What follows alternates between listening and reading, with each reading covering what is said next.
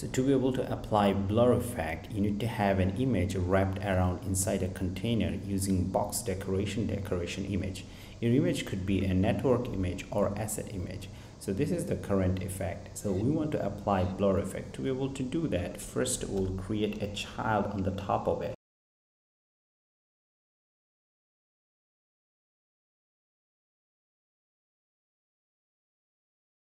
With this, it looks like this, and which is very strange, but this is not what we want to achieve. To be able to achieve better result, we are going to wrap this around another widget that is called backdrop filter. Backdrop filter takes a property which is called filter. Now we'll see that yes, the background itself become blurry and it's already looking better. But we can also give a slightly background for this text itself over here. So we'll wrap this around a sized box widget.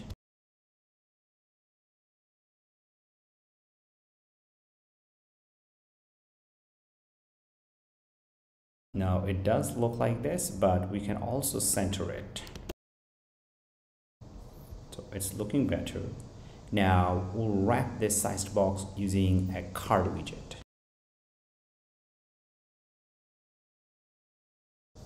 So this is our card widget. Now we need to apply elevation and opacity to it.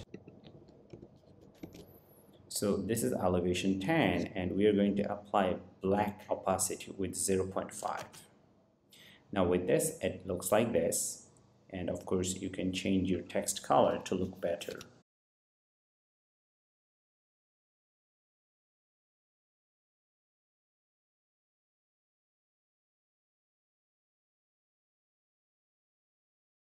So let's apply font size to it. Looks like this. So that's how you create blur effect.